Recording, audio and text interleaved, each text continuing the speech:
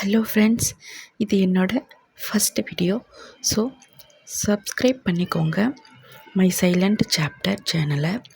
இப்போ வாங்க வீடியோக்குள்ளே போகலாம். உண்மை காதல். காதல் எல்லோருக்கும் வரும். ஆனால் அதை காப்பாற்றுற தைரியம் சிலருக்கு தான் இருக்கும். இது ஒரு சினிமா கதை இல்லை, நம்ம ஊரில் நடக்கிற உண்மை வாழ்க்கை. ஒரு சாதாரண கிராமம்.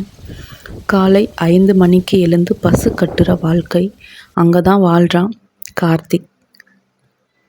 +2 முடிச்சுட்டு காலேஜ் போக முடியலை.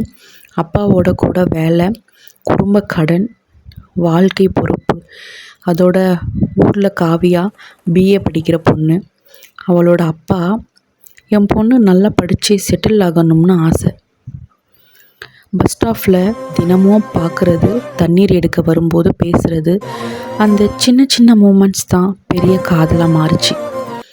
ஃபோன் இல்லை, சேட் இல்லை, ஆனால் மனசு கனெக்ட் ஆகிடுச்சு. ஒரு நாள் ஊரில் கோசிப் ஆரம்பிச்சது. இவங்க 2 பேரும் பேசுகிறாங்கன்னு காவியா வீட்டில் பிரச்சனை. அவளை வெளியே போக விடலை.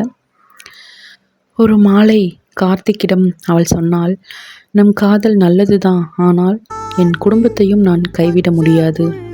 அந்த ஒரு வரி அவனோட மனசை உடைச்சது.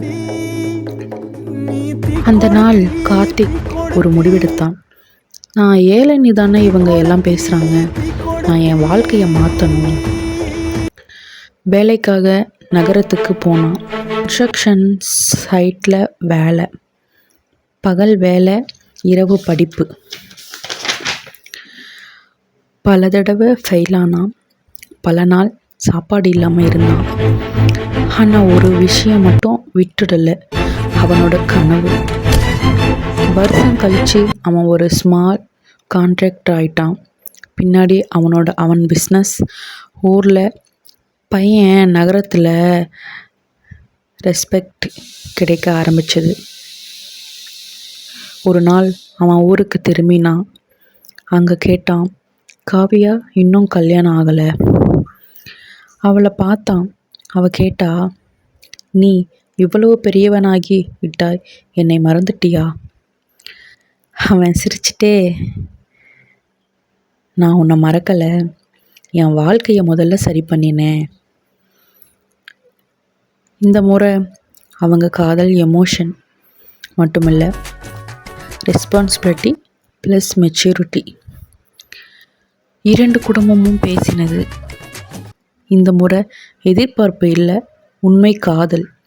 ஒரு நாள் கிடைக்காது, அது காத்திருக்கும், அது சோதிக்கும், அது உருவாக்கும். காதல் பண்ணுறதுக்கு முன்னாடி வாழ்க்கையை